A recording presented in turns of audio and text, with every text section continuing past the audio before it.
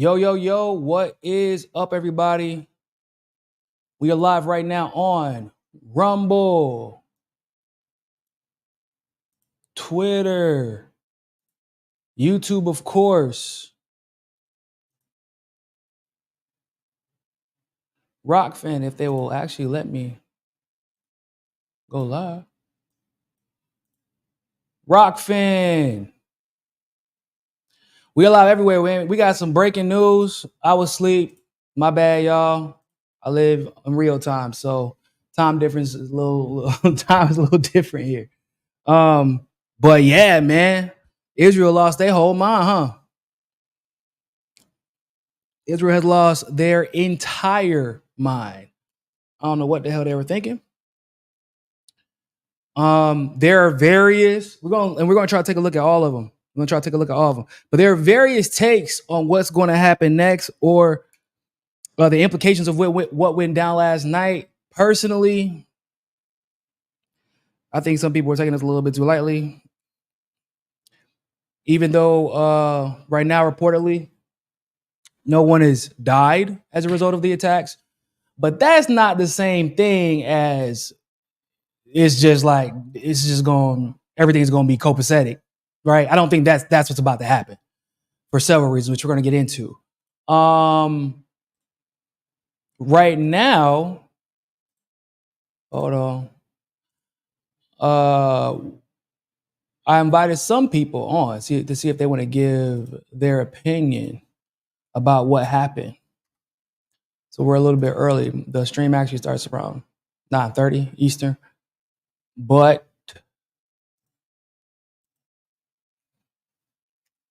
we're going to do some shout outs and all that good stuff before we get started. Then we're going to get the show on the road. Let me see if I'm missing somebody. Oh, Fiorella.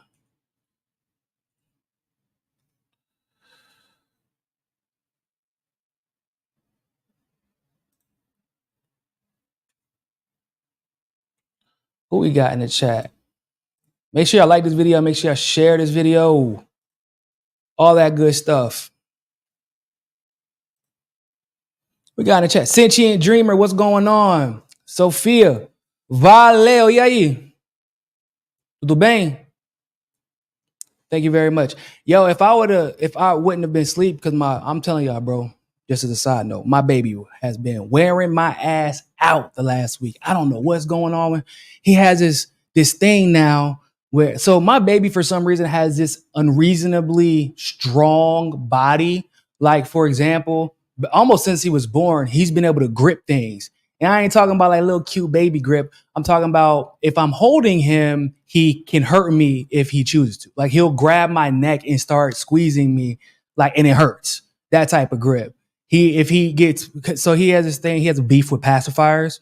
He doesn't actually like them because if it's not real, he wants the milk. He don't give a damn about the pacifier. He's not trying to be placated. He's like, I'm not a dummy. I know there's nothing coming out of here. So what he does is he grabs his pacifier and he'll throw it across the couch or his crib. He'll throw it, like he'll grab it and like throw it. It's crazy. I ain't never seen anything like it for a while. And now so at first he was like kind of like he's like crawling, like it was weird. One day he was like on one side of his crib and then he was like on the other side of it. I was like, hold up. I don't remember moving him and his mom didn't move him, but okay, whatever. Then I saw him physically do it. And I was like, how are you moving like this so young? So now he has a thing where he wants me to help. Like he tries to stand up. Like if I'm holding him like this, I'm like laying back. He wants to stand up. So he'll cry until I put him on his 2 feet and he's like trying to stand up and walk. And if I like lay him back down, he gets pissed because he thinks he's about it. Like if I put him on his 2 feet, he's going to get up and walk somewhere. Like it's the craziest thing I've ever seen. I don't know. I'm like, I don't know what's going on with my kid. He thinks he's an adult already. So yeah, man, it's a journey. It's a journey. It's a journey. It's a process. He's he does this thing now where he doesn't really cry. Like if he's pissed, like he wants something to eat or he wants me to lift, like to carry him, he doesn't cry. He goes, ah, ah, ah, ah. It's funny. So then I just start irritating, like I just start imitating him. And then like he just looks at me like, oh, so now you okay, it's cool. So we're just gonna get into a screaming match. And then he like tries to get louder. It is hilarious. Nizar G, what's going on? Yeah, I mean, he might be advanced brain, baby. Probably. I mean, I was walking. My mom told me I was walking and I was potty trained and talking pretty like, not like now, but like I was talking like maybe somebody who was like a year and a half old when I was 10 months old. So like I was already walking and potty trained and talking by the time I was 10 months old. She said once I found out that because my brother is only a year and 5 months, almost exactly a year, 5 months and 2 days younger than me. So once I found out, allegedly, once I found out she was pregnant with my brother, it was like a switch turned on. And I was like, oh shit, I got to be an adult now. So I started doing all like the stuff that you would traditionally learn about a year and a half, 2 years old. I was already potty trained by the time I was 10 months old, which is kind of crazy. But my mom was like, yeah, good thing too, because I was not trying to buy all those diapers. Milo said my cousin's baby legit tried to punch me in the face with a fist a few times. Yeah, he tries that too if he's pissed. He didn't want me to hold him. He wanted to go back to his dad. Babies are more aware of their surroundings than they seem. That is very true. My baby, when he wants me, so like there are times where his mom's holding him and he'll look around. Like if he sees I'm in the room, he'll like follow me. And like just to mess with him, like I won't acknowledge him. I'm like, like looking around. So he'll start screaming until like I acknowledge him and pick him up. It's funny. So what's going on, people? What's going on? Got Ellie JJ, what's going on? Thank you very much. I appreciate it. Nathaniel Long, appreciate you. Great to see you too. Just as a brief update before I get the show on the road. So because of my life, traditionally my live show will likely be around 8, between 8, like I'll start between 8 and 9 a.m. Eastern time. Today was an aberration because I had to have somebody come in and fix my air conditioner. But because like just with my oldest coming home, that boy just is crazy. And then with the baby, like the baby tends to rest better in the morning. So I actually have time to actually do the streams. Now there is exceptions for like breaking news or interviews, like depending on what time they're available. But generally speaking, my live shows will be in the morning principally. And then if I have like a special circumstance, it'll be in the afternoon. But I'm going to try, because I know like everybody doesn't have a morning schedule, I'm going to try my hardest to do at least one afternoon show per week. I'm going to try. So thank you very much, Sparky, for the super chat. We're going to keep on trucking, man. We're going to keep on trucking. We're going to keep it up. So with that being said, I think it's time for us to get the show on the road. Before we get started with the Iran stuff, because technically it's all related, we are going to we're going to check out this hotspot video we just recently did. All right? Because it's important information. It's very important information.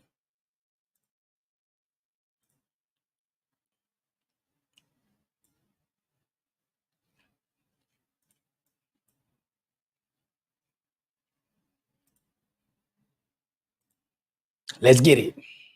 Netanyahu has announced that he plans on investing $5 billion to build new settlements in Gaza. So yeah, I just want to make this clear so you guys understand. He's responsible for massacring thousands of children, and on their grave, he wants to build homes on stolen land. See, this is what we mean when we say it didn't start on October 7th.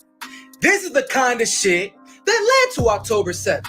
But I digress. It's important to understand that this isn't a new phenomenon. And when we say that Israeli settlers are living on stolen land, we mean that. Just in the West Bank, there are over 700,000 Israeli settlers that are illegally living in occupied West Bank.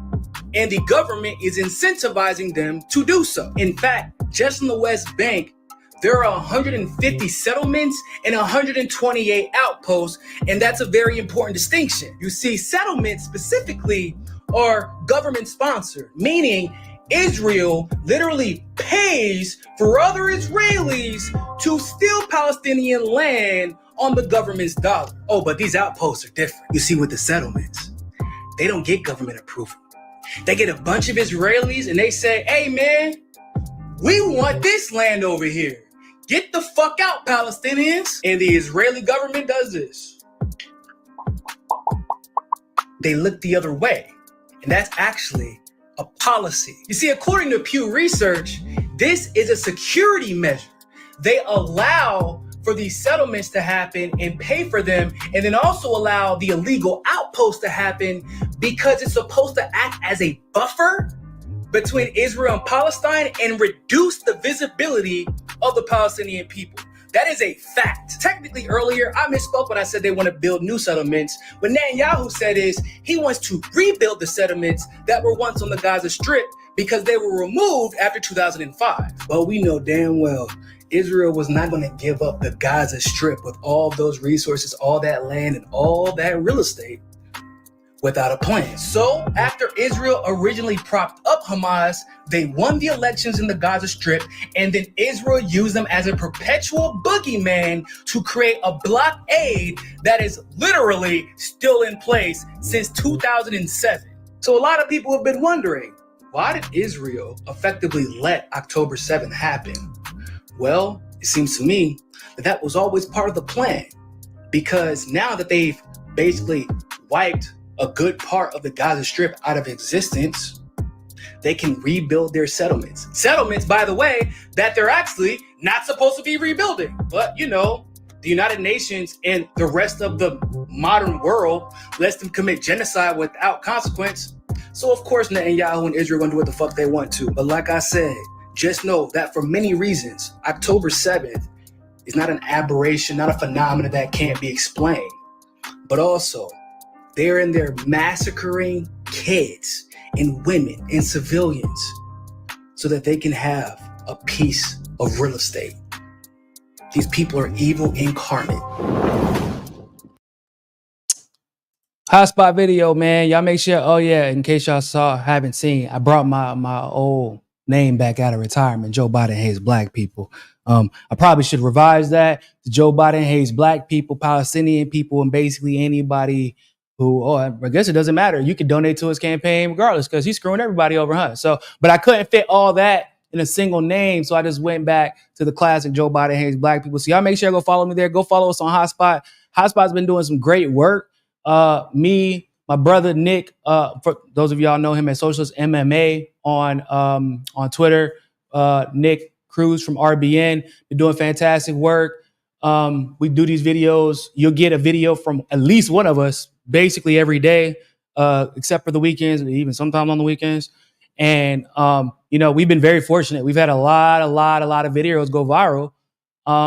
You know, because we're trying to put a lot of information into a very short span, and it is a lot of work. Shout out to our editors, especially Greg, who's been doing crazy work for Hotspot as well. But it helps a lot when you guys, one, retweet our Hotspot videos, but two, share them wherever you can. Share them in Telegram, share them in Reddit, share them on Facebook, wherever you can, because a lot of people, like, bro, before a week ago or 2 weeks ago, maybe, we were at close to like 150,000 followers on Instagram, right? We were going crazy on Instagram. In fact, I had like 2 or 3 videos go stupid viral on Instagram, like 500,000 views, which is a lot for politics, for Instagram, especially for Palestine. I'm surprised to let it get that far. And then they like hit us all at the same time. They hit me, then they didn't suspend the account, but they tried to suspend me, and then they put like a restriction where you couldn't tag me or Hotspot. Then that got lifted, but then like we just posted what we normally post, because we don't only post our videos, we post up like breaking news, casual news, funny news, all that good stuff. But we posted more Palestine stuff, and then we had another video go viral recently, and they completely banned our account without warning. They literally said it was a copyright issue, but we didn't get a copyright strike. It was just like, nope, you posted Palestine shit, boom, they killed us. So it really helps when you guys share our stuff. And I appreciate everybody who's been so supportive so far. Funny story, by the way.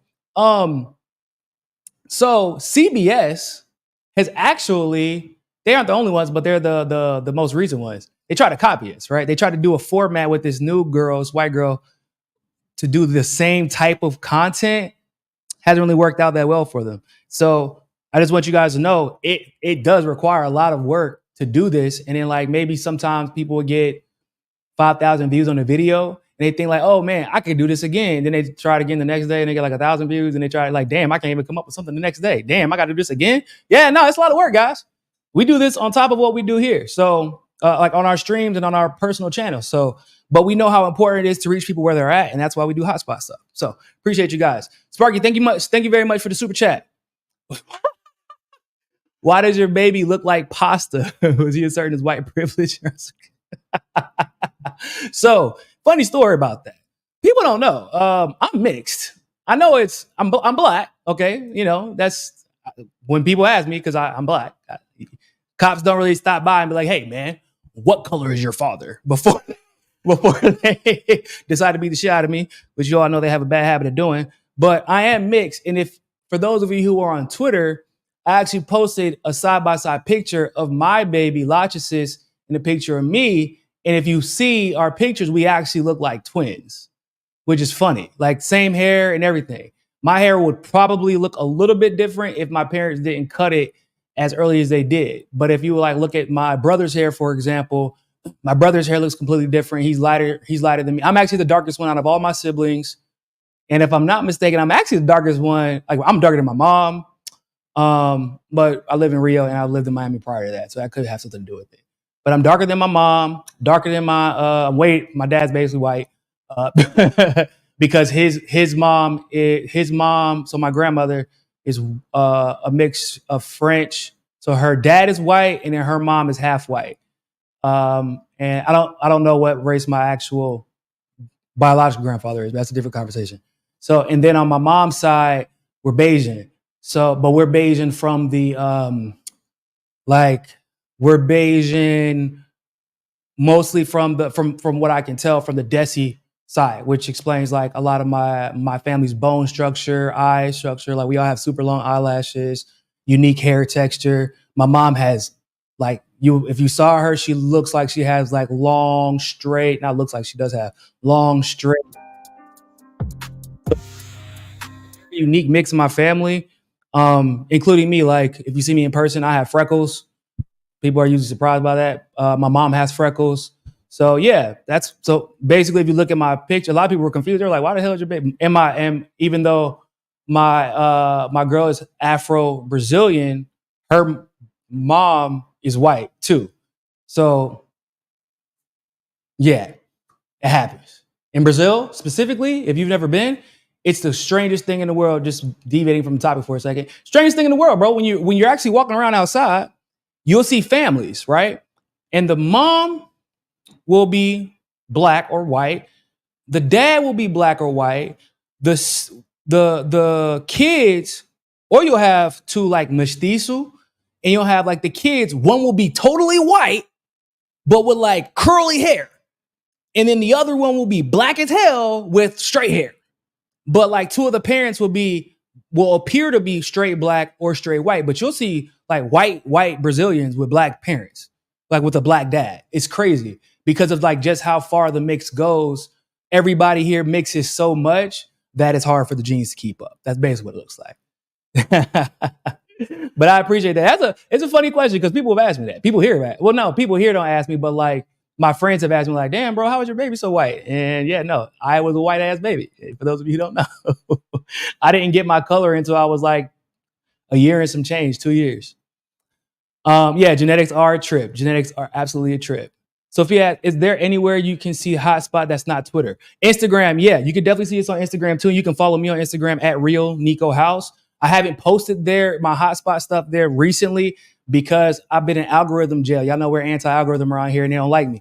So I've like took a little hiatus, but I'm like going to be posting again next week, especially with all the stuff going on with Iran. But like every about 2 months, I have to go on an algorithm hiatus from either Instagram or Twitter. I've been on a hiatus from TikTok for a while now because they just don't like me anymore. So, yeah, man, it's been so we can actually get started now.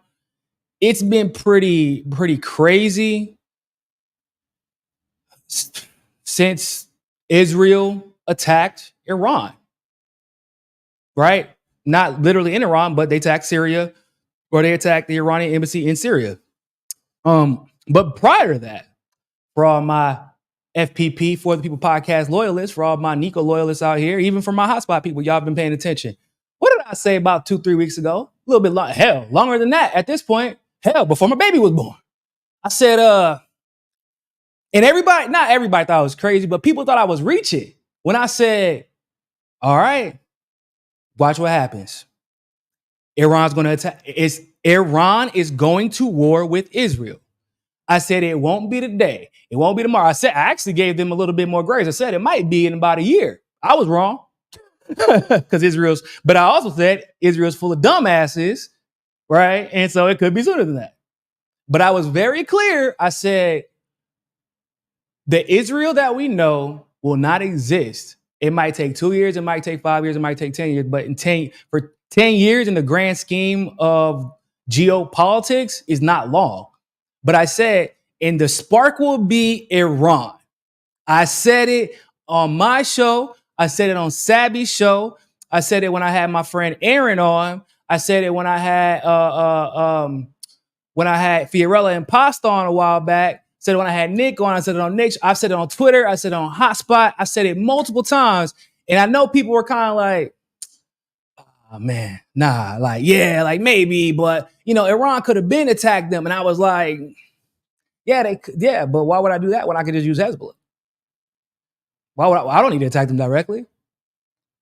Like they could have attacked them, but that would then trigger what? That would trigger the United States and then the allies, not talking about the allies that are already in the Middle East, but Russia and China and their other potential allies would be in a pickle. They wouldn't have clear justification for getting involved if it appears that Iran initiated the attack, because everybody has to maintain appearances. You know how international relations go. But I said, because of the situation in Palestine, in Gaza specifically, it is not just Iran hates Israel. We already knew that. It's Israel's losing allies. Israel's losing the high ground. Israel is losing the propaganda war. So I'm not trying to pat myself on the back, but I'm just going to reach back here real quick and just go. And this is why y'all tune in, right? This is why they call me Niko Damas. I know I took a little hiatus for a couple years, but I ain't totally out the woodwork, y'all. I know what I'm talking about still. I know what I'm talking about. And I know because international politics are actually not that complicated. I like how Kevork, if y'all haven't watched that interview with Kevork, or Kev, as he likes to be called, on my show yesterday, I strongly, after you watch this live stream, I strongly encourage you to watch it. It's not that long. It's about 50 minutes. It's well worth it. He drops a lot of information about the history of Iran and how they got involved and what's going on. And it even drops some details about Iran's attacks that are very important. We're going to talk about during this show. But Iran has been very strategically peaceful. They've been strategically patient. It ain't like we can't do anything. We know what we can do, but why would we do that when we can just send Hezbollah? Why would we do that when we don't have to directly engage you when you're pissing off the right people in the right places, and all we have to do is give them the weapons, the ammo, and some finance, and they can take care of our light work.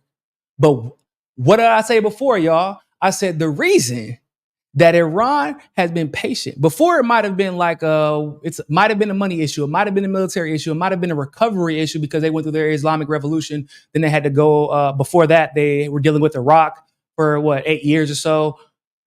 Now, it's, why would I show y'all what I got? When y'all can't even handle Hezbollah, right? I don't have to go to war with you in Syria. Russia has their troops there. Hezbollah is there. Syria is there. And even some troops from Iraq. I don't have to show y'all my cards. I can show y'all what we can finance. But like Kev said yesterday on my show, he's like, bro, we gave Hezbollah our weapons from 10 years ago. Y'all are getting your asses whooped by Hezbollah and Hamas from weapons from decades ago. Y'all have no idea what we actually have. Y'all don't know. But I'll tell you this, like what we just saw, whenever it's time, just know, because we just saw they launched over 100 missiles and drones, kamikaze drones. And even though the news is reporting that the Iron Dome protected 90%, or depending on where you read, 90% to 99%, they're like, oh yeah, we didn't get attacked because the Iron Dome worked famously. That's not exactly true. First of all, in case you missed Kev's analysis of this, it wasn't 99%. First of all, that's ridiculous. Nobody believes anything that Israel says about that. So there's that. They used the drones and some missiles specifically to distract the Iron Dome. They knew that the Iron Dome was there. They're not stupid. Okay?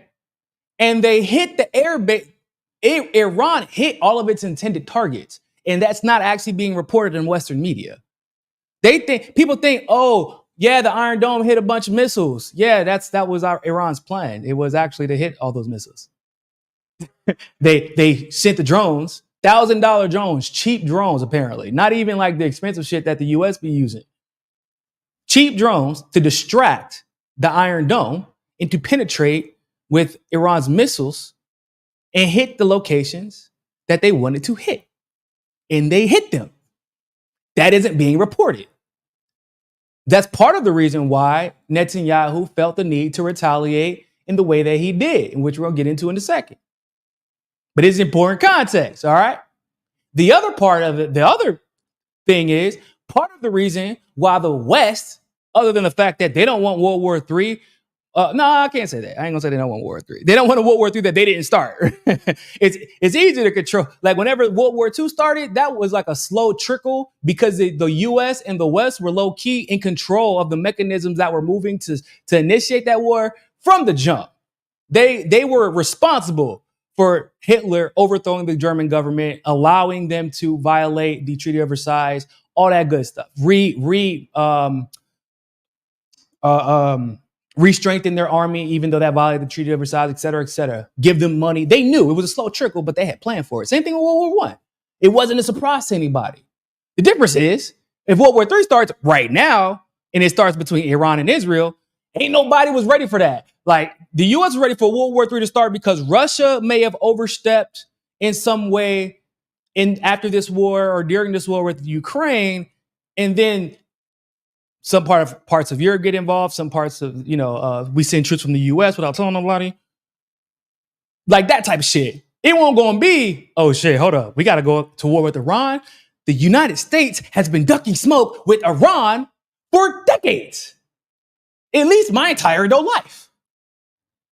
And why? Because like I have said over and over and over again, stop overestimating the capabilities of the United States intelligence community.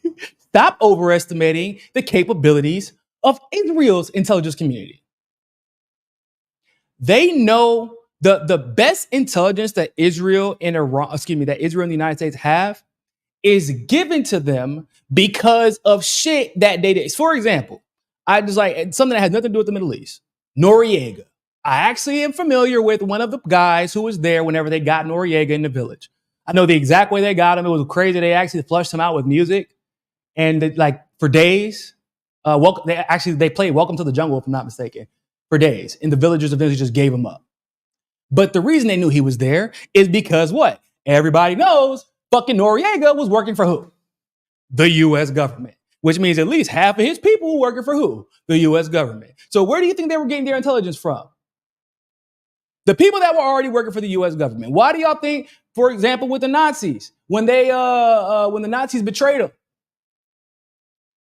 or excuse me, not the Nazis, the Nazi scientists betrayed the Nazi government and just conveniently did a hop, skip, and a jump over to the U.S. and helped them build the atomic bomb? Y'all think that that was like a coincidence? Bro, they were working for us the whole time. It wasn't a coincidence that right whenever we needed the war to end, and really the war had already ended, but whatever. Right when the U.S., the Nazis started a front on the Eastern Bloc against Russia. At the most pivotal time, the scientists were like, yeah, we're going to work for the U.S. now. Cool, whatever. It's because we already knew the intelligence.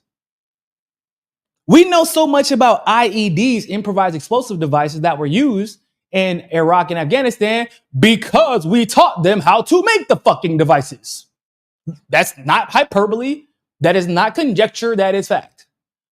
So people tend to overestimate how like the intelligence of the United States and Israel. Not saying that Israel doesn't have good intelligence. Yeah, the Messiah has intelligence. Like we know they have a lot of intelligence on these politicians. That's probably the reason why they're getting what the hell they want to without consequence. Epstein didn't kill himself. That's all I'm saying. But anyway, the point is the reason that the United States and every other Western nation has been ducking smoke with Iran and been trying to defeat them via sanctions is because they do not know Iran's capabilities. They don't even know Russia's capabilities. And we all know how much they've been trying to go at Russia. NATO's whole creation only happened because they wanted the destruction of Russia, of the USSR, but effectively Russia, the Russian Empire. They wanted to balkanize Russia. And even then, the Putin so casually divulges during the Tucker Carlson interview, yeah, man, the defenses that the U.S. think they got, yeah, okay, yeah, we already got missiles that can take care of that shit. We've been letting them think that if we decided to launch against the United States, that they have ability to defend it. They don't. That's what Putin said that shit. And he was talking about one weapon. Okay, now imagine Iran, who I haven't had to engage with a goddamn soul in Iraq. I got people to do that. I haven't had to use my soldiers to engage in Syria. I got people to do that. I haven't even had to use my soldiers to engage in Lebanon and Palestine. I got people for that. But just know, when it happens, not only we gonna whoop y'all ass, but we dare y'all to come to Iran. We dare you. Y'all don't understand the territory, which is why y'all sent Saddam Hussein the first time. And look how long it took. Only for Saddam, unfortunately for him, to get his ass whooped. Y'all tried to install a Shah. Even after y'all overthrew Mossadegh. And look what happened. A revolution happened within the country. And the U.S. couldn't do shit about it to this day. Y'all try to stop our nuclear program and stuff. Like they try and they sanction them and they try. Y'all telling me y'all been sanctioning the hell out of Iran? And these motherfuckers just launched a bunch of missiles and drones that penetrated Israel's systems. That's with sanctions, people. They do not have an answer for Iran. The world knows it. Otherwise, y'all wasn't exercising caution with Niger whenever the current government in Niger overthrew the puppet government. They weren't saying exercise caution, were they? They were egging on ECOWAS. They were egging on the French. They were threatening and threatening and threatening. Why ain't nobody threatening Iran? That man, Netanyahu said, we'll defend him how we want to. Everybody said, no! Chill, bro, chill. We have a way about this. Because they know. They know. So let's check out the super chat. Then we're going to look at what we know about the attacks from yesterday. Now that we got everybody here. We got 575 people watching in total. Let's get some likes. I don't know how many people we got watching on YouTube right now, but let's get some likes on YouTube. However many we got watching on YouTube, that's how many likes we need. How many people we got watching on YouTube? 172 people watching right now. We need that number up, but hey, we need 172 likes right now. Share. Sparky, thank you very much for the super chat. Said hotspot works great. It gets the word out on important issues. Absolutely, man. Love it. I love the format too, man. And I love my producers help out a lot, especially the mornings when I'm dealing with my baby and I can't figure out nothing to talk about. Nick has been on a tear lately, bro. Y'all know Nick, he just don't do shit but work now. So between RBN and Hotspot, that man's been putting out some crazy work, man. I'm so happy for him. And we're actually looking potentially to add one more voice on the Hotspot. But we're very, very particular. We're very, very, very. That's why we haven't added more people, is because like we just have a message, we have a flow, and we don't want to have to tell you. Like we just want people, in the words of my producer, we want people who get it. We just want people who get it. know what I'm saying? Like y'all get it. You know what I'm saying? Like when I tell y'all, like we want people who get it. I don't want to have to explain to you like not to be a goddamn Zionist shill. Like I don't want to have to explain to you what is obvious propaganda. You should just get it. Sparky, the progenitor.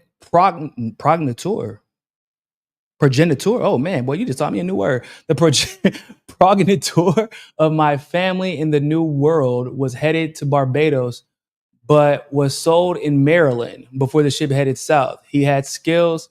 They got more money from him there. Oh wow, that's actually dope that you even know that much about your family. I do not know that much. Yeah, diaspora. We don't really be, especially Barbadians. Bajans have a whole weird thing because like, long story, but Bajans aren't really the traditional West Indians. Their families are principally from Bangladesh, not India, and because they went to the far western side of the West Indies. Like their accents are even different than the West of the West Indies. The reason why is because they're mostly Muslim, and y'all know Muslims and Hindus have that weird thing. So the ones that were able to come to the States, they assimilated, got rid of their accents, and they don't even really celebrate their culture like that because they didn't want to be ostracized. So a lot of us don't really know much about our history like that. It's actually pretty interesting stuff. I would have given you shit, suggested Pasta was a father, whether you're mixed or not, because that's the kind of friend. Pasta would probably agree with you. You know, Pasta got that. Boy, look. If Pasta had his way, let's put it like this. Pasta, he like, y'all know, like you got white bread and then you got, I'm gonna say integral. How do you say it? Wheat. You got wheat bread. Yeah, that Pasta would prefer the wheat. And it ain't because it's more healthy. He just likes some color. He likes some color in his food, whatever he eating. If you're picking up what I'm laying down, I'm gonna set the pins up. I hope y'all knock them down. That's my guy, man. Love Pasta. By the way, Pasta's going to be at the Minds Conference speaking on 2 panels. So if y'all going to tune in, check out Pasta's panels. He's going to be speaking on one with election integrity and another one about communism. In the 1970s, Iran was a choice duty station for American military families. Iran is still a modern country with a young, large, and well-educated population and many natural resources and defensive terrain. Yes, people don't know. Iran, I don't know why people, like Ben Shapiro said the other day, Iran's a third world country. Who the fuck keeps giving these people? Can you believe Ben Shapiro's worth $50 million?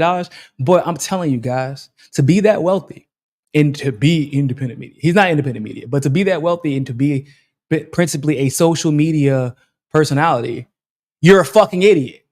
I don't know how else to say that. Like, you don't get that wealthy and get that many views because most of those are not inorganic, right? They're paid for by marketing companies that facilitate bots to boost your accounts. That's like TYT does it. A lot of them do it, right? They're idiots. Anna Kasparian is an idiot. Chen Guger is an idiot. Ben Shapiro is a fucking moron. Destiny, oh God. The smartest thing about Destiny is the fact that he figured out, God damn, bro, people really like a dumb motherfucker who talks fast. Ben Shapiro might be onto something. That's where I'm gonna leave that at. But yeah. Yeah, man, I would love to see Pasta on Jimmy Dore too, man. I love Jimmy, man. I can't remember his name, forgive me, but old boy from Due Dissidence, I really like him too. He's a good guy. I like his politics as well. He's really smart.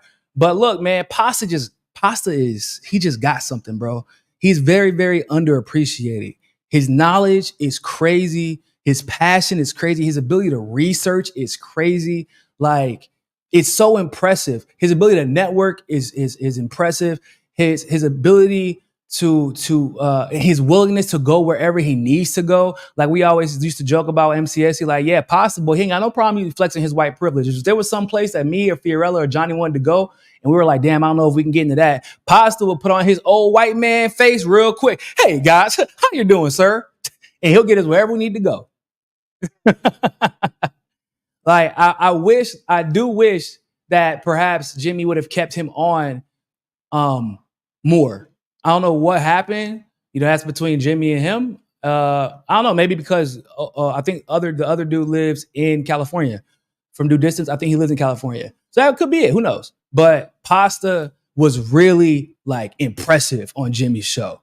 And I love the fact that he had so many, like, I think that he has one of Jimmy's most viral videos on Rumble and on YouTube, because like it just shows you, it goes to show you how like if somebody sees you, like that's how algorithms work on YouTube, right?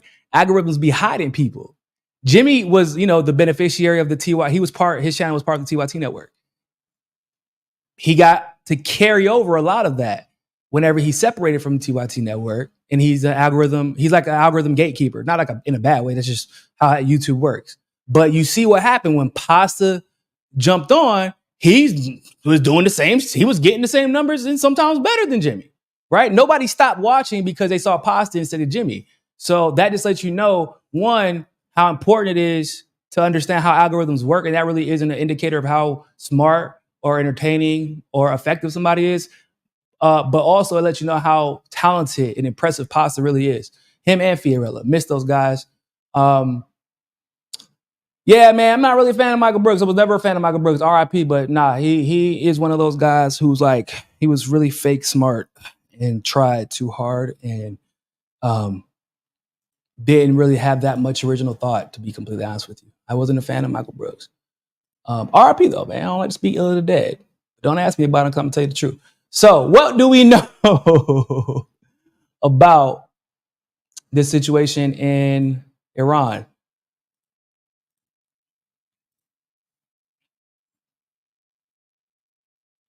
I'm gonna pull it up for y'all so I can take a look at it too.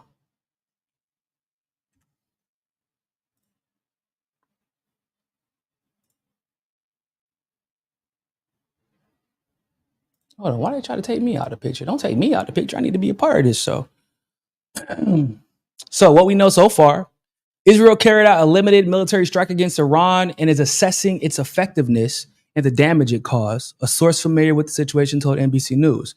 Iranian state media reports that air defense systems were engaged in several provinces, that nuclear sites in Isfahan in central Iran are safe. Meanwhile, the state media appeared to downplay the impact of a possible Israeli strike in the country. I don't know how you downplay it. If it didn't work, it didn't work. That's so weird because they didn't say it about Israel. Whenever Israel tried to downplay the fact that like all the air bases that Iran wanted to hit, they hit. What the hell? Nobody's talking about that. Also, they downplayed the fact that, yeah, they keep saying like the Iron Dome prevented 90% of the missiles from penetrating, but that's actually not true. They had help from the Iron Dome, from the U.S., like from their naval ships and from other defense systems around the region, and they had help from Jordan. Like, it wasn't even just the Iron Dome. They had to get into their bag and have other countries jump in to protect Israel. And by the way, part of the reason why Israel had to attack when it did is because, so this is from Kev. I don't know, I haven't verified this, but Kev is usually pretty good when it comes to Middle East stuff, so I'm gonna take his word for it. They exhausted their missile defenses because they launched 100 fucking missiles at them and drones, right? So they exhausted their system. That's a part that's not being discussed. You have to replenish all that shit. And it costs $50,000, if I'm not mistaken, per missile to replenish the Iron Dome's defenses. It's like billions of dollars every time they have to do a launch like this.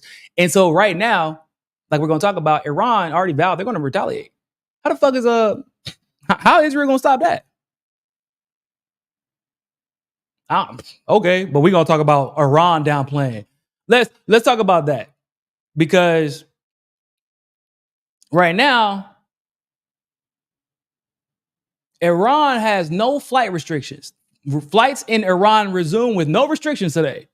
A state-run news agency reported earlier that flights were suspended in the cities of Tehran, Isfahan, and Shiraz. But everything is good now. Like, that's crazy. I'm not going to, now listen, I wouldn't take a flight because y'all know Israel petty. So I wouldn't do that. But that just also lets you know that even Iran is taking the retaliation seriously because they told you don't fucking retaliate. Trump, he was smart, right? Whenever they assassinated Soleimani, Iran says what's going to happen. They kind of gave the same ultimatum. We're going to attack this military base in Iraq, this military base in Iraq, this military base in Iraq. We're going to give all of your personnel time to evacuate so that there's no casualties. But we're letting you know right now, If you retaliate against our retaliation, that we shouldn't even have to do right now, because if y'all wouldn't have fucked up and assassinated our people, we wouldn't be having this conversation. But if you retaliate, just know we on your ass. Trump was smart. He said, you know what? We're going to take our W or our L, whatever you want to call it, and we're going to back up. But you know, Netanyahu's a fucking dumbass. I don't know how to put it. Netanyahu's an idiot. So, Secretary of State Anthony Blinken said the United States had not been involved in any offensive operations. When it's weird that they came out and said that. That makes me think that the United States absolutely was involved in those offensive operations, but whatever. Secretary of State Anthony Blinken said that the United States had not been involved in any offensive operations when asked about the Israeli airstrike on Iran. Separately, a source familiar with the matter told NBC News that Israeli officials notified the U.S. that a response was coming. Well, yeah, they notified the world. They said that they did, and the U.S. actually told them not to do it. The U.S. told them not to do it. It wasn't just the United States. Great Britain also told them not to do it. A lot of people told them, don't fucking do it. But you know, that's Israel. That's Israel. Israel had vowed it would respond to Iran's retaliatory strike attack Saturday, when Iran fired more than 300 drones and missiles at Israel in its first direct military assault on the country. The strikes did not cause widespread damage or death. It wasn't. So once again, it's important to remember that they literally just talk about Iran downplaying it, but like are forgetting to mention the fact that Iran successfully took out bases. We watched on Hotspot. If you follow Hotspot on Twitter at Hotspot. You see the missiles land. Like, it ain't fucking made up. It's not conjecture. We saw it happen. And if there was no, like, my thing is too, if you thought, people, if Israel thought that there was no significant damage done and it was a mission success, we defended everybody that we needed to defend, why did you need to retaliate? The Iranian strikes were in retaliation for an Israeli strike April 1st on Iranian consular, on an Iranian consular building in Syria, which killed two of Tehran's top generals. I thought it was more than that, but yeah. At least they said that. I don't know what the hell was up with this Al Jazeera thing. Well, Al Jazeera and Iran, they don't really get along that well, so they said it was like allegedly. That was weird. I don't really know why they did that, but because Israel definitely took credit for it. So that's what we kind of know so far. What isn't mentioned in this particular piece is the fact that Iran's supreme leader, did say they're coming back with smoke. And he actually said specifically that they're not giving Israel 12 days this time. That's what he said. He said, we're not giving Israel 12 days. We're not giving them warning. We're not, and what it sounded like to me is this particular time, they're not going to warn civilians or military personnel. So I want to check out some, oh man. So this video is actually funny.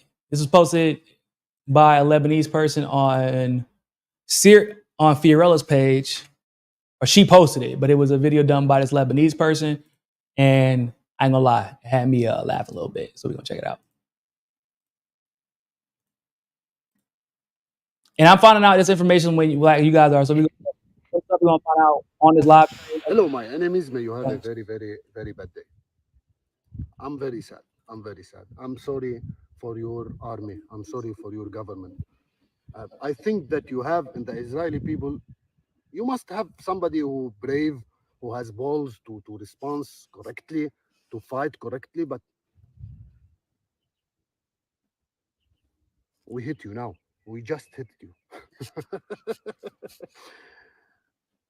Iranians has attacked you by 100 drone and 100 missiles launched from Iran. You respond by a small group inside Iran launch some drones are used in weddings. Is this the army you want to put all your belief in it to protect you? After 7 months, my enemies, 7 months. In Gaza, Hamas still fighting. From Lebanon, we just hit you. Yesterday, we between kill and injured 19 soldiers, Israeli soldiers. Iran has attacked you with a big attack, the biggest in the whole history by drones and missiles. And this is what your army do. They are mocking you, huh? The Arab people, we are mocking you. In Lebanon, we are mocking you. I want to tell you that. So you have two choices. Even make the army grow balls and level up. Level up. We expect a strong enemy. This is a weak enemy. And if you trust your army, this army you trusted, you are dead. So run. Run from now, because if this is your army that you believe in, and this is the government that you believe in, you will never be there anymore. So run from now with your dignity. Basically, in case y'all missed that translation, he meant to say, like, if this is the army you believe in, you won't exist anymore, is what he's telling you. He's basically saying, like, if this is what y'all relying on, good luck, because y'all ain't going to be here for much longer. Why go up? Go with a plane to another country and steal another house and steal another land and repeat yourself in another place. I'm talking for, I'm advising you. So take the advice before you regret. Take care, ya baby. Bruh. It's funny because I've been saying the same shit. He's 100% right. First of all, I need y'all to understand something. It's different than me saying, or like maybe somebody in a country like in the West or in the Americas or even in Europe saying this. This is somebody who knows, like, Lebanon's actively engaged with Israel. He understands Israel's capabilities because Israel's simply. They're always trying to engage in conflict with Lebanon. They're constantly bombing Lebanon. And even though he's in Lebanon, he's like, yeah, nah, y'all done. He's like, we just watched it. Because what he is saying is for the first time in history, y'all had to deal with a real military strike, not from Hezbollah, not from Hamas, not from any of the other organizations within Palestine who are just using, for lack of a better phrase, hand-me-down weapons and hand-me-down missiles. Like, no, y'all got hit with a real missile system for the first time. And once again, like I was saying earlier, those aren't Iran's new weapons. That's the old shit. Those are $1,000 drones, apparently. They had to spend $1 billion to stop $1,000 drones and, missiles from 10 years ago. And they still hit the intended targets. Once again, we know, like Iran has showed before, like, yeah, we have precision. Because Israel loves to say, we're doing our best to avoid injuring civilians, man. Hold up, so y'all got the best intelligence in the world, but y'all can't avoid hitting civilians down the street in Gaza? Y'all can't even avoid, y'all didn't, so y'all telling me y'all didn't know all them refugees and those patients were in that hospital before you fucking bombed it? So whenever they said either their intelligence is shit, which is probably partially true, but also they don't care. Like, Israel will hit civilians. They aim for civilians. It ain't just military. But when Iran says we meant to hit what we hit, we have historic evidence of that, because they could have hit the United States bases in Iraq with soldiers in them or hit surrounding vicinities and chose not to.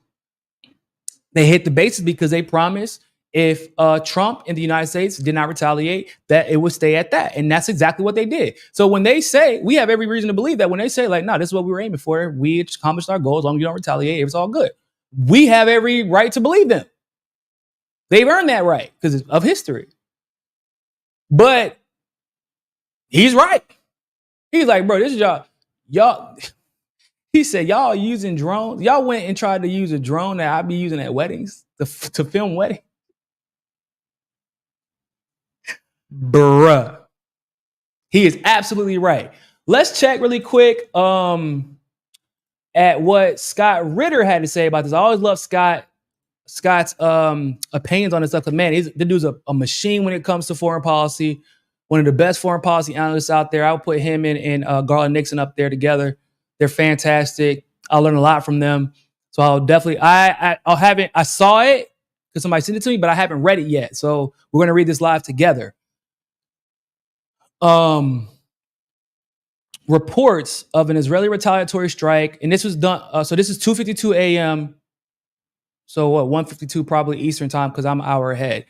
Reports of an Israeli retaliatory strike on Iran appear to be related to a very limited attack in the vicinity of the Iranian city Isfahan on military targets not related to Iran's nuclear program. The weapons used in the strike are unknown at this point, although Iran claims to have shot down at least 3 drones of an enemy of an undetermined, at least 3 drones of an undetermined type. Israel has not taken public credit for the attack. Indeed, the only link to Israel comes from anonymous statements from sources claimed to be U.S. officials. I don't know why the U.S. would blame Israel if Israel wasn't guilty, considering they've been telling them not to do it, but whatever. While Iran has stated it would strike Israel with an immediate and decisive force if Israel were to attack, the extremely limited and anonymous nature of this attack may provide Iran with the opportunity to dismiss this attack as nothing of consequence, thereby eliminating the necessity of an Iranian retaliation. The Iranian foreign minister had issued a statement about decisive retaliation at the UN, which constitutes official declaration policy on Iranian deterrence policy, which may be deemed sufficient for the moment. If the action in Isfahan is the limit of the Israeli action, then this matter may be concluded. I'm gonna have to disagree with Scott for like maybe the first time ever. I ain't gonna lie to you. Now this was at 1:50. This is at 2:52 in the morning to his credit. I don't know if that's changed. We can look at his page in a second to see if that's changed. But the anonymous nature of the attack, I mean, who else would have attacked them? Like, you can't say that, yeah, man, no, it's all good because somebody attacked them, but we don't know if it was Israel. Then you got to answer the question, who was it? Because what it seems to me, right, that Scott is implying, and Scott knows, once again, Scott has forgotten more things about foreign policy in the Middle East than I have learned. Just want to be clear about that. Scott is an extremely intelligent guy. But what it seems to me that he's implying is that Iran is of the disposition that they're trying to avoid conflict with Israel. I think that shit's out the window. I don't know if y'all have been looking at the tweets from Iran's Supreme Leader account. Now, it's not him physically tweeting it, but sometimes it's quotes from him, and sometimes it's clearly tweets that he approved. It don't look like they're trying to avoid shit with Iran. With Israel, They've been talking about what's happening in Gaza, their attacks in Syria and Lebanon. Like, nah, they already said they're gonna attack.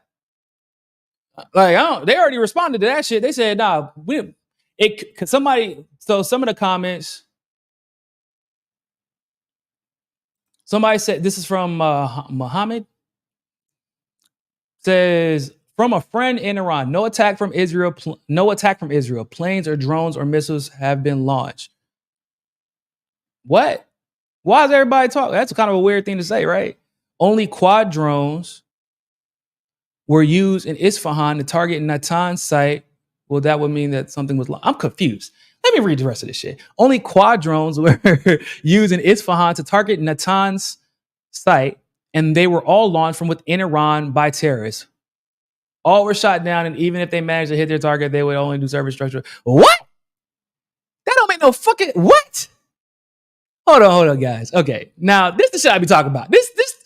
The logic, guys. I need some people to. I get it. Sometimes you hear shit and you read shit, but at a certain point, logic got to kick in, and that's what we specialize in here. So, what the fuck? What terrorists? I have not seen one single source from Iran's leadership, even from the news, even from mainstream media, because that would be an easier scapegoat because we know what? The United States has been urging Israel to exercise restraint. We know that. Why would they then admit, like, yeah, man, that was Israel. We told the motherfuckers not to do shit, but they did it anyway, but we weren't involved. Why would they go out of their way to say that if they could have easily blamed it on a terrorist cell within Iran. That doesn't make any sense. And this is what we know from, he said, this is what we know from being in Iran and listening to Iranian news and live news on sites. I need to see a link for that because I have not seen that. I was looking at live news on the site and they were like, yeah, it looks like Israel did it. But once again, this is 3:37 a.m. my time, so 2:37 a.m. Eastern time. Maybe their opinions have evolved. But even without that, that don't make no damn sense. You telling me conveniently after Israel, not Israel, excuse me, Bibi Netanyahu sits down with the during a press conference, the same press conference where he announced he was going to spend $5 billion to rebuild settlements in the Gaza Strip. He literally said, now we're going to defend ourselves how we fucking feel like it. He said they're going to retaliate. He said for days they're going to retaliate. There have been news all about it. And now they're like, yeah, no, that was just a random terrorist attack at a very specific location. And it may have been inconsequential because, yeah, Iran knows how to defend themselves. But like, nothing that I've seen has led me to believe that it was some random, a terror attack from who? A terror attack from who? A terror attack from who? Like that, you can't say that it's a terrorist attack. First, I'm not saying that there aren't terrorists in Iran, but what terrorists in Iran? Maybe somebody can explain this to me because this is a new phenomenon to me. I didn't know that Iran has been subject to frequent terrorist attacks, especially and coincidentally that would be acting in concert to the desires of Israel. Because if it was a terrorist attack that was acting in concert to the desires of Israel, one would assume that the Mossad was probably involved. And if the Mossad was involved, that would be Israel. And I said, if it wasn't Israel, then from who? Somebody said they use an F-35 to attack. Like, that doesn't make any sense. Let me see if Scott has anything to say about that.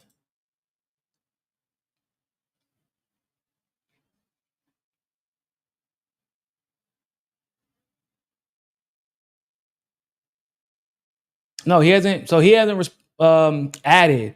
So let's, and also, okay, so I saw this report this morning from CNN. And y'all know I hate watching CNN. It's hard to swallow, but we got to get to the bottom of this. Okay, let's talk. Colonel Cedric Layton, Colonel, U.S. officials telling CNN that one of the targets is believed to be an Army radar. You have very deep experience in Iran and in this region. How do you assess this attack? Well, I think it could be several things, Laura, and a radar site is a perfect area to go after because once you hit the radar site, that blinds the forces that are using that radar picture for their activities. So it's a perfect site for the Israelis to go after. The other thing to keep in mind is we've been talking about airfields, and one of the reasons that a lot of the airports have been shut down, as Nick was mentioning in his reporting, is because what Iran does is it doubles the use of their civilian airfields, civilian airports, as also being Air Force bases for the Iranian Air Force. So in the case of Isfahan, the airbase is co-located with the International Airport in Isfahan, and it's the home to Iran's fleet of F-14 fighters, which they had acquired during the time of the Shah. So those aircraft are, of course, quite old, antiquated. They've since been upgraded in some ways using. Okay, let's talk about what he said so far. So first of all, look at this headline. U.S. official to CNN. Israel has attacked Iran. Why would the U.S. blame Israel for an attack in Iran that isn't the fault of it? This is why I say perhaps Scott is reporting from before the information started trickling down more. That could be what's going on. I mean, either way, and by the way, I invited Scott on the show, so I hope that he gets to come on, that he responds and comes on and shed some light on this because, like I say, he's just a really smart guy and he knows a lot about this type of stuff. But his tweet also seemed to assume that Iran doesn't want smoke with Israel when I don't know what he's been reading. I know what I've been reading, and maybe we've gotten conflicting reports. But Iran seems to want all the smoke with Israel right now. They have, like, you know how like Russia was biding this time, and like, yeah, man. Yeah, we don't want to go to war with Ukraine, man. We're chilling, bro. We don't want to go to war with Ukraine, man. Yeah, we don't want to do that. We don't want to, but we will. Yeah, y'all didn't know we've been preparing for this for 2 decades. Like that. That's what it seems like when it comes to Iran and Israel right now. So I don't know why. Like, I don't know why the US would claim Israel did something they didn't do. They weren't sure that Israel, like that they weren't sure that Israel did. Like, why would the US implicate Israel in something that they didn't want Israel to do? Like, usually in these particular cases, they would do what for Israel? They would lie their ass off for Israel. That's what will happen, generally speaking. But that's not what's happening right now. Also, the important thing is, like, to address what Scott said in his tweet, and if y'all want, I can bring it back up. Let me bring it back up for y'all. It's important. It's important stuff. We got to talk about it.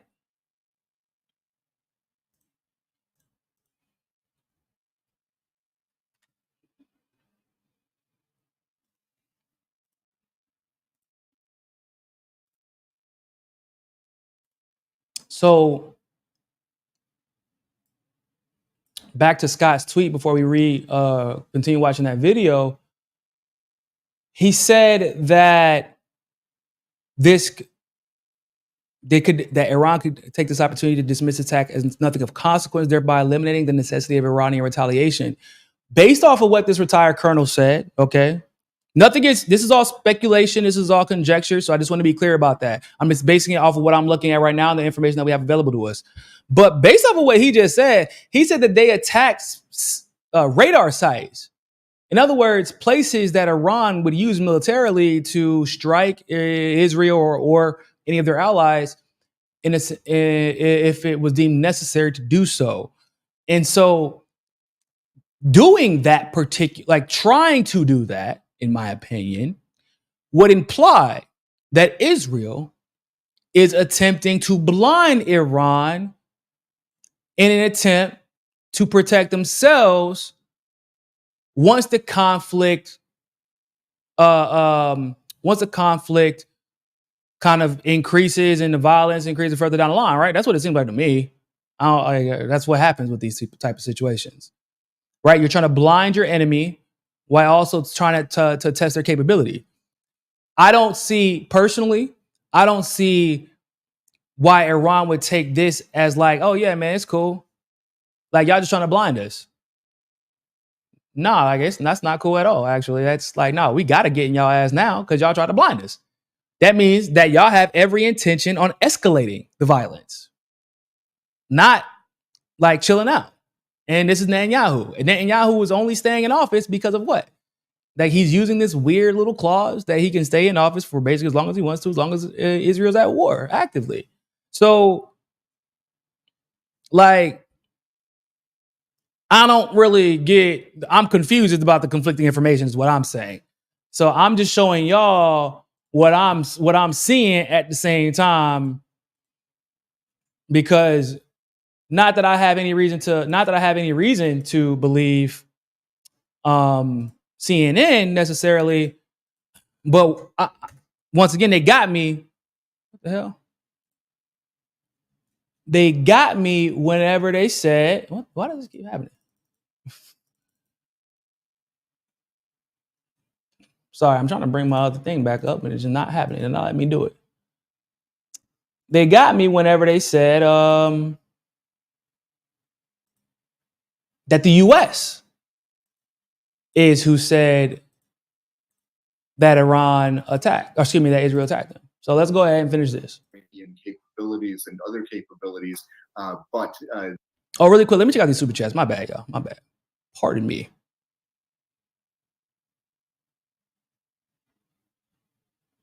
Sparky, thank you for the super chat. Pasta did great on Jimmy's show. He may be back. I think Jimmy just mixes it up. Aaron Mate, guest host too. Probably was just logistics, if there was even a problem. Yeah, I mean, it could have been a logistical issue. It could legit because Pasta lives in Florida, so he was traveling back and forth. So that could be it. I don't know. But I definitely think that they have, similar stories to tell. They have very similar interests as far as like the content that they put out. But, Pasta adds his very unique twang and a very unique level of research. I love Pasta, man. That dude just does great work, and I hope I see him back on there soon. Nina can smells bullshit. I like that name.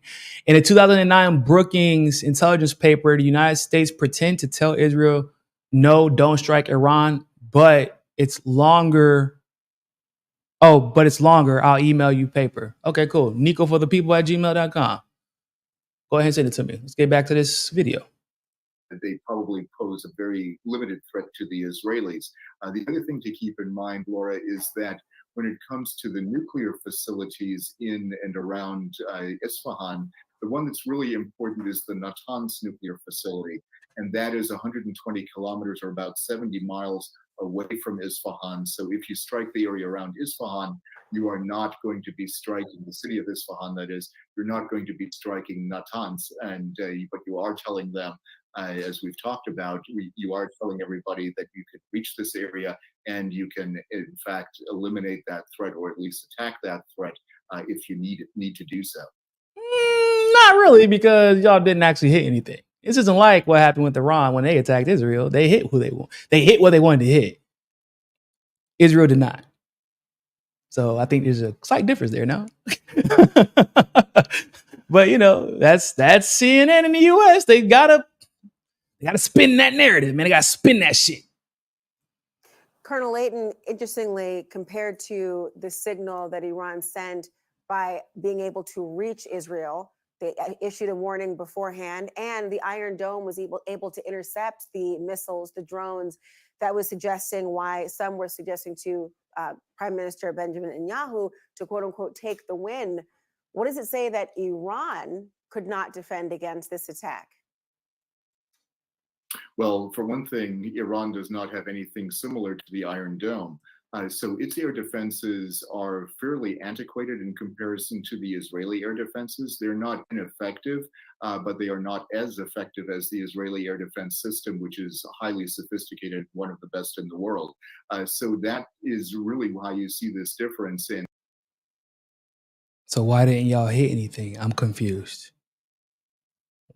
If y'all's air defense, if Iran, see this is what I'm talking about, y'all.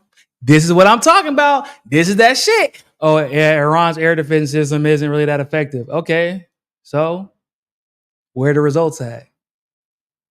Israel was talking all that shit, right? Netanyahu was talking all that shit. Where are the results? So what you're telling me is you sent inadequate weaponry to attack a country that supposedly has an antiquated weapons defense system. Y'all also thought they had antiquated weapons, and look how that shit turned out for you. Okay. And now you're risking a retaliatory strike, and you actually have zero idea what to expect from Iran because you are still in this mindset that Iran is the same Iran from 1990. And you're not really of that mindset, because if that was the case, once again, we have to remember, guys, the reason I say that they don't want smoke with Iran is because we have history to go off of. Whenever the U.S. had a problem with Iraq, what'd they do? They took their ass into Iraq. Whenever the U.S. had problems with Libya, they tried to go into Libya in the 90s. I know at least during the 90s, because I was in Fort Bragg whenever they were sending special forces there. My uncle actually has like a bunch of shit from Libya from whenever special forces were there. Didn't work out, so they had to overthrow the government in Chad, install somebody, send a bunch of terrorists from Chad into Libya, and then they worked with the terrorists from Chad to overthrow Libya. And that's the whole thing. But that's also because they couldn't engage with Libya directly. So Syria, they can't overthrow Syria directly. So what they do, they have like a few forces, and they have to have terrorists go in. But Afghanistan, they thought they could do whatever the hell they want to do in Afghanistan, so they sent a full force. Okay? Every time the United States is sure that they can take you, they are sure, that's a big ass. They think they're sure, okay? Because obviously it doesn't work out every time. When they think they're sure they can take you out, and when they think that you don't have a cohesive military to take them down, they go in. If they don't think so, what do? They send Iraq to attack Iran. They send Israel at Syria. They send terrorists, ISIS, to attack in Syria. They send terrorists to attack Gaddafi because they don't have confidence that they can actually take you down with the ones. So why did you send Iraq to attack Iran even back then? Why, if you have all these problems, you've been wanting to overthrow the Iranian government. This is not, they did overthrow the Shah, or excuse me, they did install the Shah, and then boom, Iran took their government back. So they're like, man, shit, maybe we ain't really understand. Maybe we don't know what we're doing. Maybe we don't really know enough about Iran as we thought we did. That's why they keep talking all this shit about Iran, about what they do and don't want to do, but they don't do anything. They have to keep doing sanctions and hope that affects Iran. But because Iran is so good at, like, just like Russia, strategic patience in protecting their secrets and investing in themselves, it's hard to know. So this whole logic of, yeah, antiquated. They got an antiquated system. We don't know that. You don't know that. You think that. But that antiquated system did a good job of protecting them yesterday to the point where they're like, shit, bro, we can go ahead and allow commercial flights again. They feel that confident that they can literally reopen their airports to public transportation again. And of course, we'll have to wait for the battle damage assessments to come out and to get some idea of exactly what was hit and how effective the Israeli strikes were. But it seems like they were able to do this pretty much with impunity. And it tells us that there are basically holes in the Iranian air defense system, and that get some idea of exactly what was hit and how effective the Israeli strikes were. They are not as effective as the Israeli air defense system, which is highly sophisticated, one of the best in the world. So that is really why you see this difference. And of course, we'll have to wait for the battle damage assessments to come out and to get some idea of exactly what was hit and how effective the Israeli strikes were. But it seems like they were able to do this pretty much with impunity. And it tells us that there are basically holes in the Iranian air defense system, and that the Israelis can take advantage of them if they feel the need to do so. Really important. Yo, what the fuck did I just hear? I know I'm not crazy. Did y'all just hear that? How did he say all of that? And his conclusion was, yeah, man, they can respond without impunity. Like, Israel can hit Tehran without impunity, even though we have confirmed reports that that's not what happened, actually. They got taken down. They got hit. Like, the drones got hit.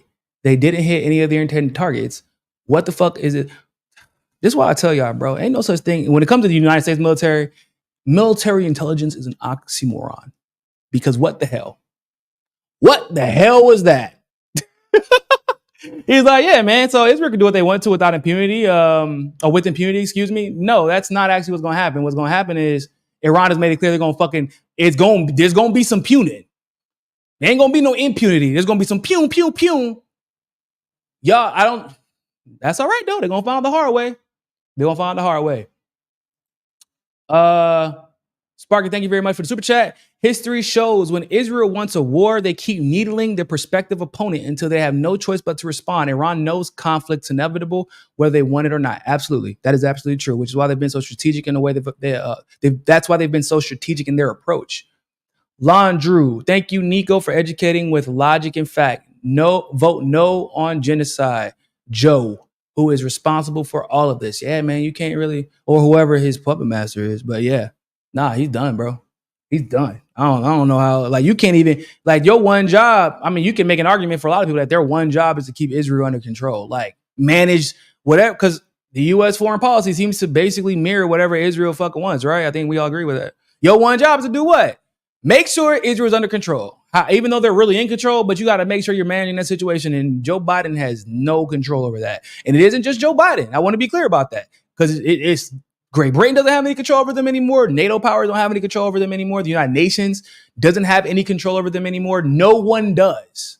So, I mean, you can put people in power that can attempt to have control over them, but you just got to hope that Epstein or Diddy don't have a tape on them, which seems to be hard to come by nowadays, doesn't it? Let's thank you very much for the super chat, guys. Appreciate you. So this was supposedly is the White House's response to all this. For what it's worth, I guess. Oops, wrong side. Breaking. White House aides say Biden is incandescent with rage. No, I think he's just incandescent, but whatever. Over Yahoo's strike on Iran. and that the president vows ironclad support for Israel with absolutely no red lines. That is, those seem to be two conflicting statements. Those seem to be two completely conflicting statements. Am I crazy? Those are two. I'm pissed off, but hey, man, we got you. See, that's a bad friend right there. Those are bad friends, guys. Don't keep friends in your life like these dumb motherfuckers. How are you gonna sit there? I'm so mad. But what we're gonna do is we're gonna give Iran a bunch of sanctions, right? We're gonna give Iran a bunch of sanctions. Even more, we're not gonna sanction Israel, even though they're the ones who initiated the strike. We're not going to even condemn Netanyahu, really. When I say initiate the strike, I mean the strike in Syria. We're not even going to condemn Netanyahu, not publicly anyway. Actually, we're going to act like we don't even know if they're guilty of it, even though they are, and they claim credit for it. But when Iran retaliates on a retaliation, by the way, that supposedly was unsuccessful, but like you're initiating sanctions because of what? Because they were successful. Then you're gonna implement sanctions on an unsuccessful attack that only happened because Iran has to defend itself. And then when Israel responds again, you're like, well, by golly, I'm just fed up, guys. I'm just really fed up. Gosh darn it. You need to stop this hullabaloo, Netanyahu, Mr. BB Milichowski. You need to stop it, or I'm going to give you a stern talking to whenever I see you. Like, what? Oh, but by the way, if you want anything, we're going to keep giving it to you. This is why everybody shouldn't have kids, because there are a lot of people who raise their kids this way. Like, yeah, I mean, I'm so pissed off at you, but what did you want, man? You want some more ice cream? I got you. Like, that's basically what just happened. Oh, my God. I'm over it, y'all. I'm so over these people. Let's see what they got. Let me see what is popping on Twitter right now. See if any other breaking news came out. We can check this out together.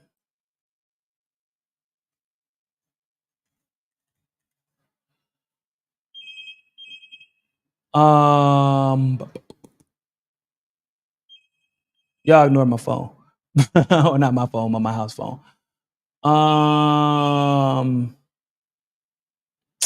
First of all, what the hell? Any accounts doing engagement farming will be suspended and traced to the source. Shut your ass. Y'all see this by Elon? Hold on, let's check this. Y'all gotta see this shit because y'all know I can't stand that motherfucker. I cannot stand Elon lying at any accounts. He said any accounts that are engagement farming will be traced back to the source. He's full of it. He's not going to no. But hey, man, if you can advocate for genocide too on Twitter, but God forbid you say from the river to the sea. God forbid that. You might not make it, guys. I just had to show y'all that because it gets on my nerves. Let's check out what Hotspot got going on because they got a lot happening today.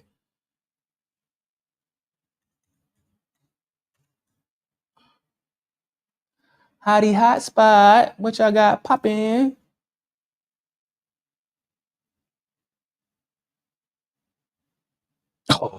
Oh God. Y'all want to watch this? We're going to check it out. After what he's enabled in Gaza, what do you say to him? What do you say to a young progressive or an Arab American who says to you, I just can't vote for Biden again after what he's enabled in Gaza? What do you say to them? I mean, I think everyone comes to this prospect and this conversation with a different history, different background, what they bring. You know, for an individual. Nah. Hell no. We ain't. Oh hell. What does AOC be talking about? You got to get better at this bullshit because she not really that good. Dog, y'all, we gonna Progressive or an Arab American who says to you, I just can't vote for Biden again after what he's enabled in Gaza. What do you say to them? I mean, I think everyone comes to this prospect and this conversation with a different history, different background, what they bring.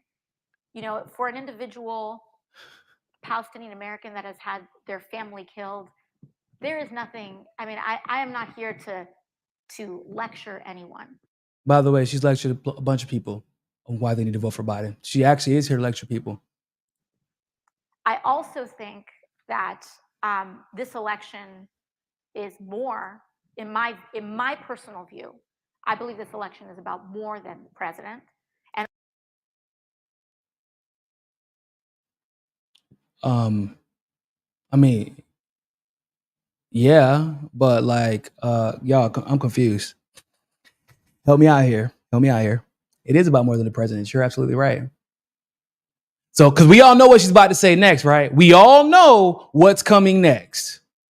So before we even get to that part, I haven't seen this yet, but we know what's about to happen. Somehow this is more than the president is going to lead to. That's why we can't vote for Trump and we have to vote for Biden. Even though she just said she's not here to lecture anybody. But let's go ahead. And also, it's not just one election that's happening. We're having hundreds of elections. Wow. The balance of Congress. How the balance profound. Of the House, the balance of the Senate, and the president. The battle of the House, the battle of Congress, the battle of the Senate, all of which voted to send money to neo-Nazis in Ukraine and to fund the Iron Dome and to send money to Israel while they were genociding Gazans, and who refused to condemn Israel while they were genociding Gazans, and who refused to call Israel genocidal until recently when they realized this situation in Michigan, the whole situation in Michigan, where Biden lost a precinct to what was the undecided? I don't know if it was undecided or it was another name for it specifically, but basically Biden, he lost a county.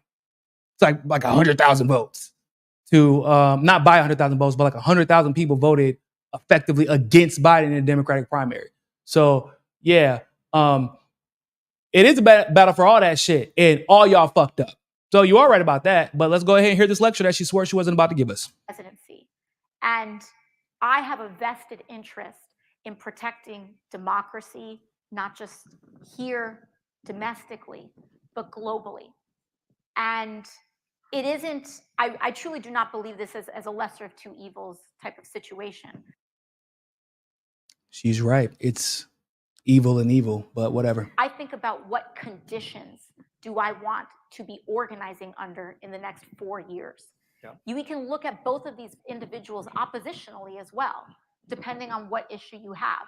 But I would rather, even in places of stark disagreement, I would rather be organizing under the conditions of Biden as an opponent on an issue than Trump, who is not, he seeks to dismantle American democracy. Hey, real quick, y'all.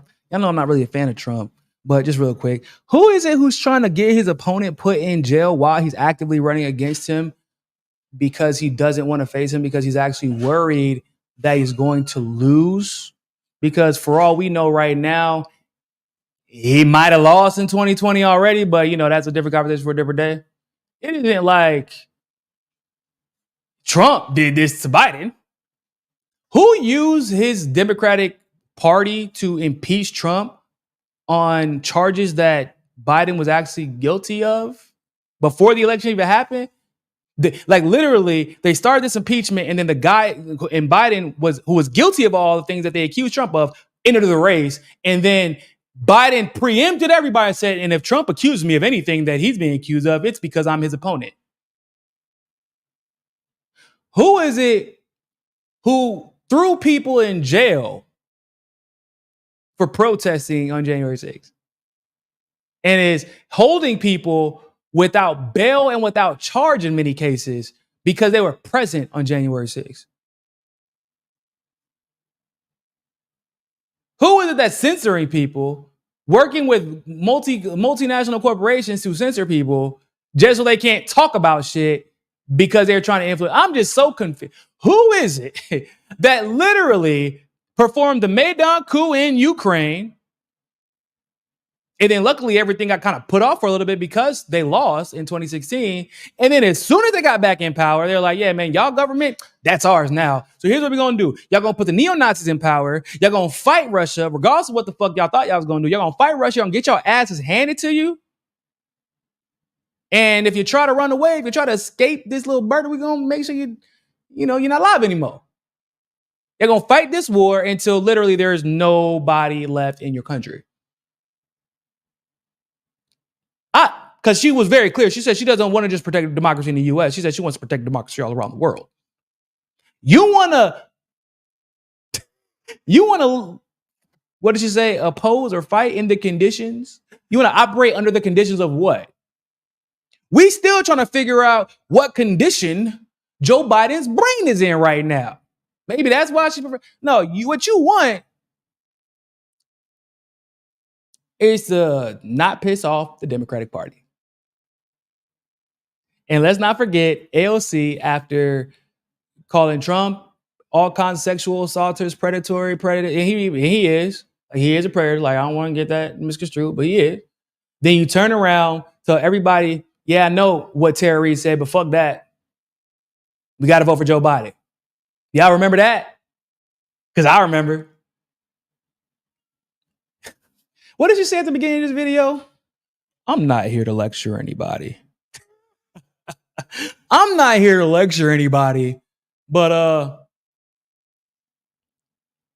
democracies all around the world. You mean the democracies because we're talking about Arabs. This whole, I know, because we kind of forgot, because this is what AOC does. She obfuscates and talks about everything except for the thing that she should be talking about. But the whole video is about why should Arab Americans vote for, like, you can't talk about democracy whenever the United Nations tried to make Palestine a state. Because this is what we're talking about, Arab Americans. Why should they vote for Joe Biden? When his fucking delegation at the UN vetoed a Palestinian state like fucking yesterday, bro.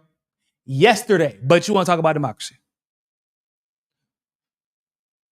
Kiss my ass. I'm not Arab, but if I was, I would tell her to kiss my ass and probably some other words I can't pronounce. Because Jesus Christ, you have lost your mind. You have sold your soul. I can't believe I ever thought that you were a legitimate person. Not even a politician. I just thought you were at least a legitimate person who makes mistakes. At least that. No, you're just a shit person. That's crazy, bro. The audacity of hope. Man, this is Gaza's race to fetch airdropped aid. That's insane, bro. This is crazy. She wants Arab Americans in the U.S. who have family members in this water right now to vote for Joe Biden. Okay.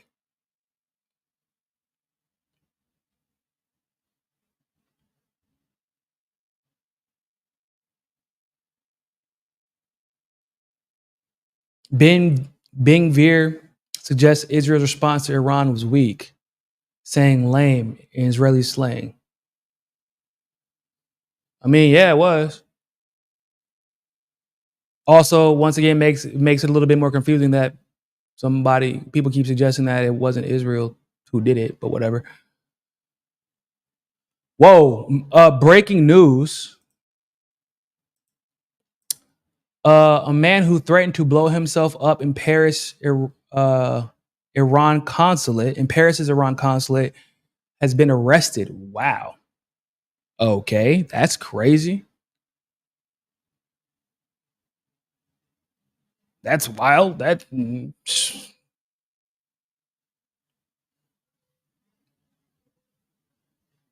Russian delegation walked out of the United Nations session before Israel's ambassador's speech this morning. Ooh, all right, y'all. That's what, hey, I told you what I say. I told y'all two things. I said, Iran is going to hit. I said, Iran is going to war with Israel. This is about a month or some change. 2 months ago, I've been saying this. I said, Iran's going to war with Israel. And I said, and guess who's about to join in on a fight? I said, it's over for Israel because guess who? Russia. Because Putin don't like Netanyahu. Nobody likes Netanyahu, really. But Putin specifically has been very clear. He does not like Netanyahu. And it don't take much because Russia has bases set up in Syria. It don't take much for them to be like, pop, pop. So all I'm saying is getting spicy.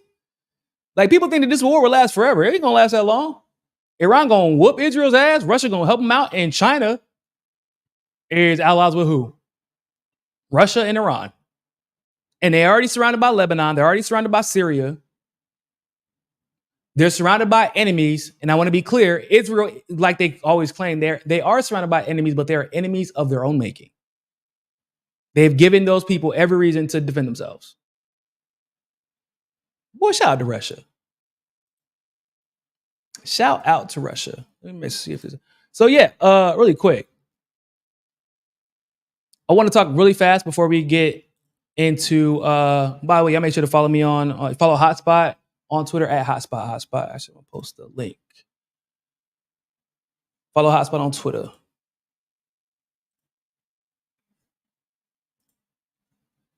Booyah.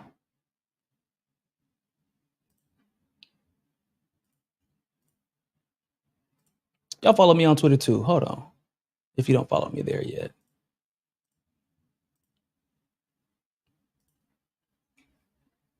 And y'all make sure y'all like and share this video. I always say. So yeah, yesterday they tried to make Palestine an official state recognized by the United Nations, which obviously will offer them certain protections. Yeah, everybody was in favor for it, except for, who do you think? The United States. Yep, I know. Spoiler alert. It wasn't even a spoiler because everybody knows.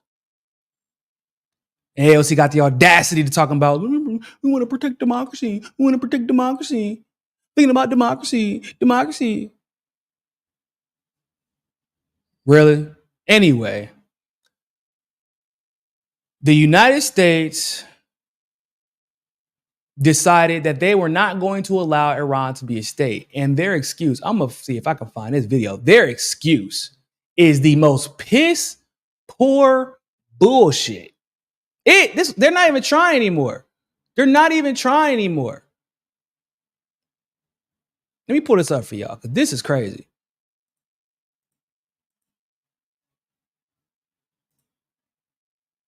United States is voting no on this proposed Security Council resolution. Okay. As an expert of the UN, I will also just so note that due to statutory requirements, such an admission of statehood would also require the United States to cease its funding to the United Nations. United States. What? That's what you came up with. That's what you came up with. Really?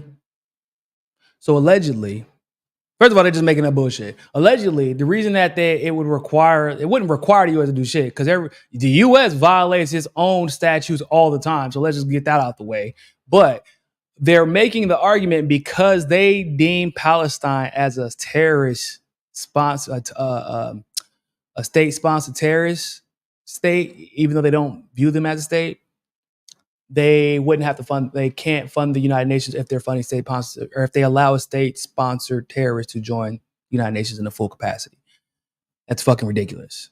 Because Israel is literally a terrorist organization. Saudi Arabia sponsors terrorism all the time. They're full of shit. Basically, he's lying. He's making up an excuse because he realizes, like, damn, I don't really have a good reason. They say, hey, man, just tell them that we can't fund the U.S. Okay, don't fund the UN anymore. Guys, pop quiz. Y'all give me an example of the negative impacts of the United Nations not being funded by the U.S. Don't worry, I'll wait. Like, zero. There would be zero. What, like, oh, all of a sudden they won't hold Israel accountable anymore. Oh, God. Oh, that already doesn't happen. Oh, all of a sudden they can't hold the U.S. accountable. Oh, that already happens. Oh, all of a sudden they can't hold Western European countries accountable. Oh, that already happens. Okay. Like Saudi Arabia is on the goddamn Human Rights Council. Oh, God. Like that. No, that's not okay. All of a sudden, genocide is going to stop in Gaza. Like that, no, that's not going to happen. If anything, the U.S. not funding the United Nations might be a great thing. It might, get them the fuck off the Security Council. Bye, peace. Cool, we've been waiting for y'all to, like, good, get the fuck out. That might be the only good thing that comes from it.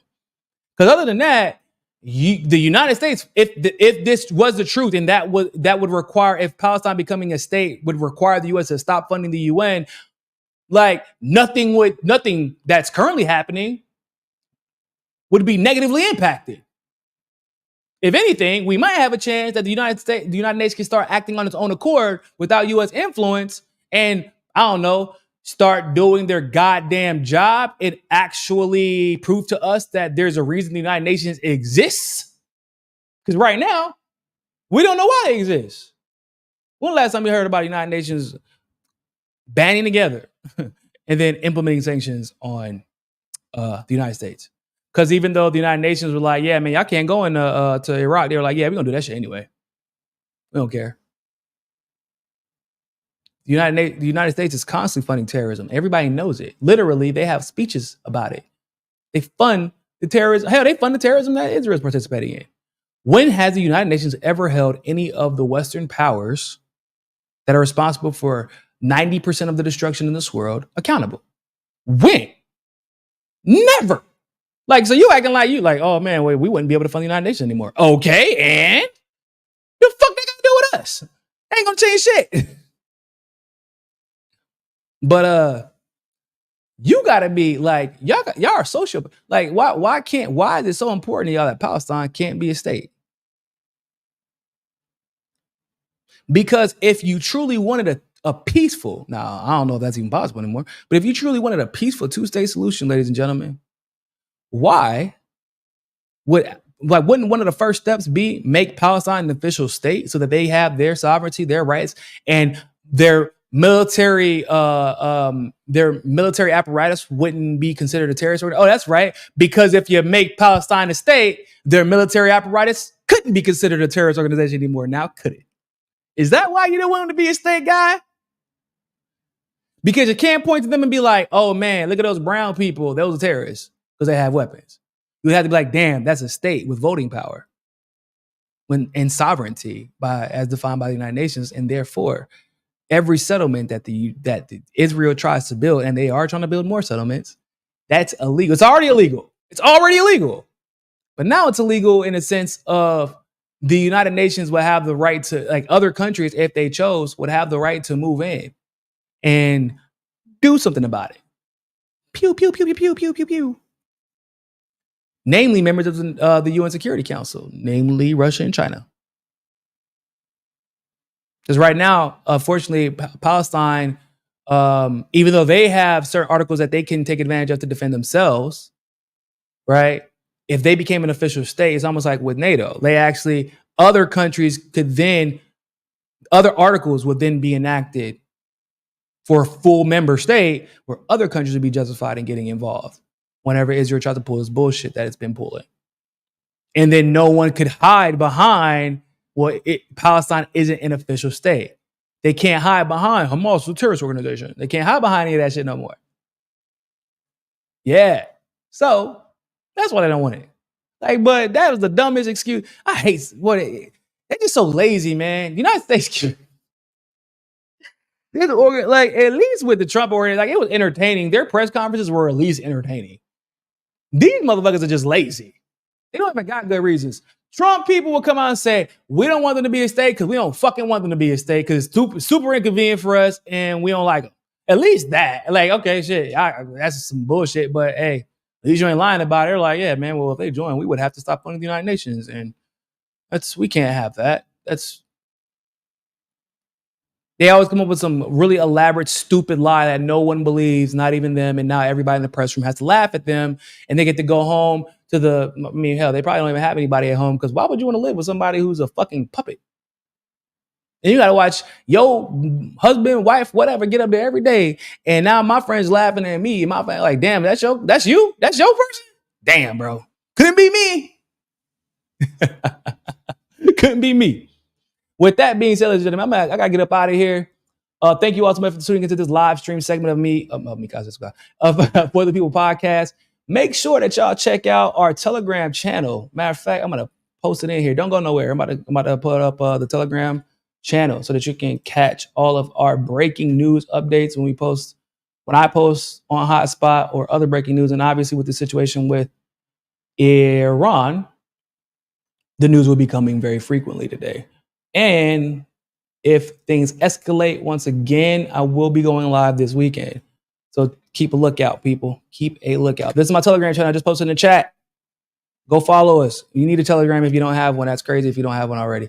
You can support the show by donating to us on Patreon. The link is in the description if you're on YouTube or Rockfin or Rumble. You can become a premium member on Rockfin as well. You can donate through Cash App, Bitcoin, Ethereum. I have all those links in the description. Yeah. And I know that a lot of y'all have been asking me about the YouTube subscriptions. I'm working on it. It's just I haven't had time to sit down and divvy all the tiers out and stuff like that. So I'm working on it, guys. I'm working on it. So that'll be available too as well. Next week, I'm actually going to be picking out some moderators for the chat. So if that's something that you'd be interested in, let me know. Let me know. You can let me know on Twitter, or next time I go live, you can just let me know, and I will evaluate and see if you're one of the ones who are fit to be a moderator for the FPP chat. So other than that, ladies and gentlemen, thank you all so much for tuning into this live stream podcast for the people. And always remember, more than anything else, find your balance. Peace.